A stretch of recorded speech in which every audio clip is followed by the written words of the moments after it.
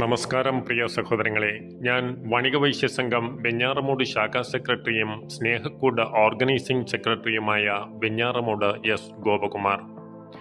ഏവർക്കും മാനസികാരോഗ്യം എന്ന ലക്ഷ്യം മുൻനിർത്തി എല്ലാ വിഭാഗം ജനങ്ങളെയും ഉൾക്കൊള്ളിച്ചുകൊണ്ട് വർഷാവർഷം നടത്തപ്പെടുന്ന യാത്രകളിൽ ഈ വർഷം തെരഞ്ഞെടുത്തിരിക്കുന്നത് ശ്രീ രാമേശ്വരം മധുര കൊടൈക്കനാൽ യാത്രയായിരുന്നു. ഈ യാത്രയുടെ ഹ്രസ്വമായ ഒരു വിവരണം നിങ്ങൾക്കായി സമർപ്പിച്ചുകൊള്ളുന്നു. മെയ് മാസം 8-ാം തീയതി രാത്രി Shri Sudheer Shah MLA flag off ചെയ്ത യാത്ര പിറ്റേ ദിവസം രാവിലെ ഇന്ത്യയുടെ എഞ്ചിനീയറിംഗ് വിസ്മയമായ പാമ്പൻ പാലത്തിന് സമാന്തരമായി സഞ്ചരിച്ചുകൊണ്ടിരുന്നു. 99 തൂണുകളുടെ സപ്പോർട്ടും 2.25 കിലോമീറ്റർ ദൈർഘ്യവുമുള്ള ഇന്ത്യയിലെ ആദ്യത്തെ വെർട്ടിക്കൽ ലിഫ്റ്റ് കടൽപ്പാലമാണ് പാമ്പൻ പാലം. 72.5 മീറ്റർ നീളം വരുന്ന ലിഫ്റ്റ് സ്പാനിനെ 17 മീറ്റർ വരെ 3 മിനിറ്റ് കൊണ്ട് കുത്തനെ ഉയർത്താൻ സാധിക്കുന്നു എന്നുള്ളതാണ് ഇതിൻ്റെ പ്രധാന സവിശേഷത. 2025 ഉദ്ഘാടനം ചെയ്യപ്പെട്ട പുതിയ പാലത്തിൻ്റെ 3 മീറ്റർ താഴെ കൂടി സമാന്തരമായി ഇന്ത്യയുടെ ആദ്യത്തെ കടൽപ്പാലം നിലനിൽക്കുന്നതും കാണാം. അല്പസമയം കഴിഞ്ഞ് ഇന്ത്യയുടെ കരഭാഗം അവസാനിക്കുന്ന ദക്ഷിണകാശി എന്നറിയപ്പെടുന്ന ശ്രീ രാമേശ്വരം പട്ടണത്തിൽ എത്തിച്ചേർന്നു. സമീപത്തു തന്നെ റൂമെടുത്ത് ഫ്രഷപ്പായി ആഹാരം പാചകം ചെയ്യാൻ കുക്കിനെയും കൊണ്ടുപോയിരുന്നു. അവിടെ നിന്നും ചെറിയ വാനിൽ ശ്രീ രാമേശ്വരം ക്ഷേത്രനടയിൽ എത്തിച്ചേർന്നു. രാവണ നിഗ്രഹം കഴിഞ്ഞ് ബ്രഹ്മഹത്യാഭാവം തീർക്കാൻ ത്രേതായുഗത്തിൽ ജീവിച്ചിരുന്ന ശ്രീരാമൻ പ്രതിഷ്ഠിച്ചു എന്ന് വിശ്വസിക്കുന്ന 17 ലക്ഷം വർഷം പഴക്കമുണ്ടെന്ന് വിശ്വസിക്കുന്ന ശ്രീരാമേശ്വര പ്രതിഷ്ഠ, അതായത് ശിവലിംഗ പ്രതിഷ്ഠ ദർശിക്കാൻ കൊത്തുപണികളാൽ അലങ്കൃതമായ ദ്രാവിഡ ശൈലിയിൽ പണികഴിപ്പിക്കപ്പെട്ട 1212 തൂണുകളുള്ള ലോകത്തിലെ ഏറ്റവും നീളം കൂടിയ ക്ഷേത്ര ഇടനാഴിയിൽ നമ്മൾ ഊഴം കാത്തുനിന്നു.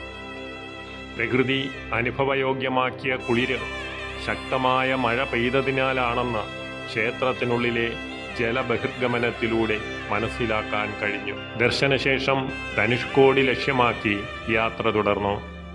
1964 പ്രകൃതി ദുരന്തത്തിൻ്റെ അവശേഷിപ്പുകളായ ഒരു പള്ളിയും റെയിൽവേ സ്റ്റേഷനും പ്രകൃതി ചാറ്റൽ മഴയിലൂടെ നമുക്ക് നൽകിയ സുഖശീതളമായ കാലാവസ്ഥയിലൂടെ കാണാൻ കഴിഞ്ഞു.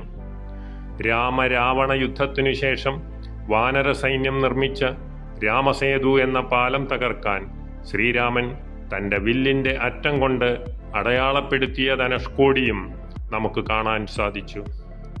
ലളിത ജീവിതത്തിലൂടെയും ഉന്നത ചിന്തകളിലൂടെയും അഗ്നിച്ചിറകുകളിലൂടെ തലമുറകളെ പ്രചോദിപ്പിക്കുന്ന ഡോക്ടർ APJ അബ്ദുൽ കലാമിൻ്റെ സ്മാരകം സന്ദർശിക്കാൻ കഴിയാതെ ബസ് സ്മാരകത്തിന് മുന്നിലൂടെ കടന്നുപോയി. ധാരാളം മീൻപിടുത്ത ബോട്ടുകൾ കിടക്കുന്ന രാമേശ്വരം തുറമുഖം കാണാൻ അതിമനോഹരമായിരുന്നു. രാത്രി വൈകി മധുരാനഗരത്തിൻ്റെ മധ്യഭാഗത്ത് 45 ഏക്കറിൽ സ്ഥിതി ചെയ്യുന്ന മധുര മീനാക്ഷി ക്ഷേത്രത്തിൽ എത്തിച്ചേർന്നു. 33,000-ഓളം ശില്പങ്ങളും 3,500 വർഷം പഴക്കവും ഒറ്റക്കൽ പാറയിൽ നിർമ്മിച്ച 1000 കാൽ മണ്ഡപവും 20,000-ഓളം പേർ നിത്യദർശനവും നടത്തുന്ന മരതകല്ലിൽ കൊത്തിയ ദൂതനായ തത്തയെ പിടിച്ചു നിൽക്കുന്ന മീനാക്ഷിയമ്മൻ വിഗ്രഹമെന്ന പാർവതീദേവിയെയും വലതുവശത്തായി സ്വയംഭൂവായ സുന്ദരേശ ഭഗവാനെന്ന ശിവലിംഗത്തെയും ദർശനം കണ്ട് പുറത്തിറങ്ങി ഗ്രൂപ്പ് ഫോട്ടോയും എടുത്ത് മലനിരകളുടെ രാജ്ഞി എന്ന് വിളിക്കുന്ന കൊടൈക്കനാൽ ലക്ഷ്യമാക്കി യാത്ര തുടർന്നു. അതിരാവിലെ എത്തിയ നമ്മൾ ഫ്രഷപ്പും കഴിഞ്ഞ് ചെറിയ വാഹനത്തിൽ സൈറ്റ് സീയിങ്ങിനായി പുറപ്പെട്ടു. 5000 അടി താഴ്ചയുള്ള ഗ്രീൻ വാലി എന്ന സൂയിസൈഡ് പോയിന്റിൽ നിന്നും നോക്കിയാൽ വെള്ളപ്പട്ടു വിതച്ചതുപോലെ തൂവെള്ള മേഘങ്ങൾ മൂടപ്പെട്ടു കിടക്കുന്ന അതിമനോഹരമായ ദൃശ്യങ്ങൾ കാണാൻ സാധിച്ചു. വ്യൂ പോയിന്റിലെത്തിയ നമ്മൾ 1929 കൊടൈക്കനാൽ റോഡ് പണികഴിപ്പിച്ച സർ തോമസ് മോയറിൻ്റെ സ്മാരകം കണ്ടു. ഇവിടെ നിന്ന് താഴ്വാരവും മലനിരകളും ഒറ്റ ഫ്രെയിമിലൂടെ കാണാൻ സാധിച്ചു. 1906 HD ബ്രയന്റ് തടിക്കു വേണ്ടി നട്ടുപിടിപ്പിച്ച പൈൻ ഫോറസ്റ്റിൽ എത്തിച്ചേർന്നു. ധാരാളം കുരങ്ങുകളെ അവിടെ കണ്ടു. സഞ്ചാരികളുടെ വരവും കാത്ത് കുതിരകൾ തയ്യാറായി നിന്നിരുന്നു. അവിടെ നിന്ന് ഗ്രൂപ്പ് ഫോട്ടോ എടുത്തുകൊണ്ട് അടുത്ത ഡെസ്റ്റിനേഷനിലേക്ക് നീങ്ങി.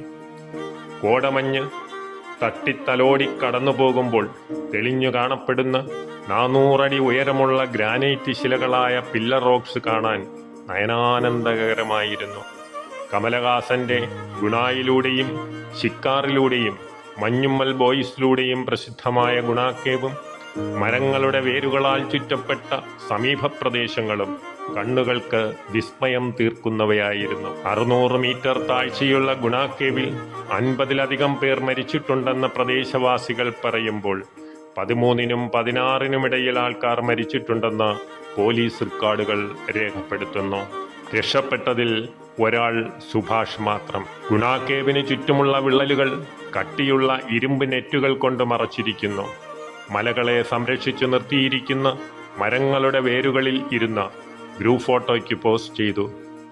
60 ഏക്കർ വിസ്തീർണവും 3 മീറ്റർ ആഴവും നക്ഷത്ര ആകൃതിയിൽ 1863 മധുര കളക്ടർ ഹെൻറി ലെവിഞ്ച് പണികഴിപ്പിച്ച കൊടൈ തടാകത്തിൻ്റെ വശ്യമനോഹാരിതയും നുകർന്ന നൈമിഷികമായ ജീവിതത്തിൽ പ്രകൃതിയുടെ സുന്ദരമായ കാഴ്ചകൾ കാണാൻ അവസരമൊരുക്കിയ ഈശ്വരനോട് നന്ദിയും പറഞ്ഞ് രാത്രി 9 മണിയോടുകൂടി മടക്കയാത്ര തിരിച്ച നമ്മൾ പുലർച്ചെ വെഞ്ഞാറമൂട്ടിൽ എത്തിച്ചേർന്നു. നന്ദി, നമസ്കാരം.